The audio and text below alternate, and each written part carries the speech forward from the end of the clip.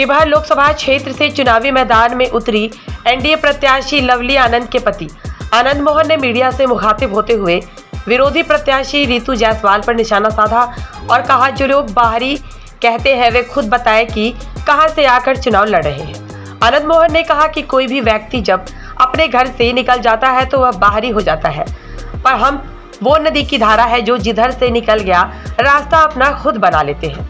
शिवहर से राजद प्रत्याशी रितु जायसवाल द्वारा आनंद मोहन को दबंग कहे जाने पर आनंद मोहन ने कहा कि अगर भ्रष्टाचारी अधिकारी और लुटेरे के अंदर अगर दबंग का खौफ है तो दबंग होना कोई गलत बात नहीं है। शिवहर से बीजेपी सांसद रमा देवी के टिकट कटने से नाराज वैश्य समाज को भी कहा कि उन्हें यह तय करना है कि उनके समाज का बड़ा नेता नरेंद्र मोदी है या रितु जायसवाल।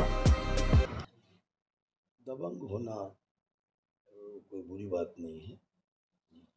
अब आप लोग बाहुबली भी कहते हैं, लेकिन ये नहीं कहते हैं कि आनंद मोहन की लिखी पुस्तक राजकमल जैसे हिंदी जगत का जो मानक प्रकाशन है वहाँ से छपी।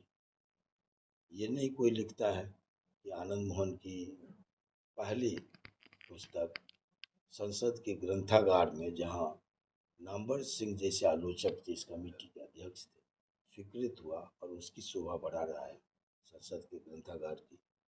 लोग ये नहीं कहता कि पहली कहानी जो हमने जेल से लिखी वो किसी राजे रजवाड़े नवाब की कहानी नहीं थी, उनकी प्रेम कहानी नहीं थी।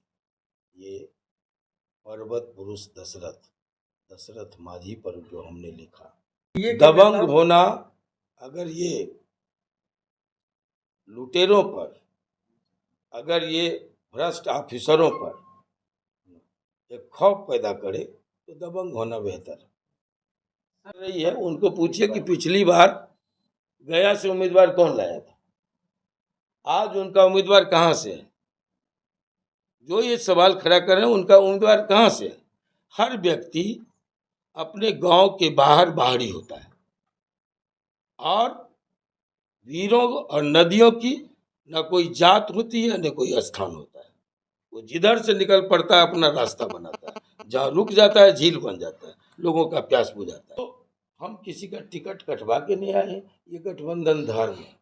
अगर इसको लेके कोई मरमरिंग गया में नहीं होती है, काराकाट में नहीं होती है, तो यहाँ प्रायोजित ड्रामा जो आरजेडी कर रही है, इसका कोई नुकसान स्वयं झेलेगा लोग। हमको कोई, हमारे सेहत पर कोई असर नहीं पड़ रहा है।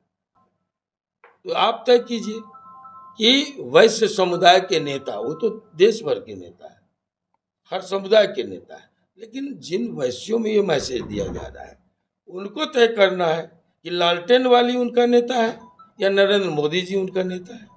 और अगर नरेंद्र मोदी जी उनका नेता है तो मैं वैश्यों में समय क्यों गंवाऊं।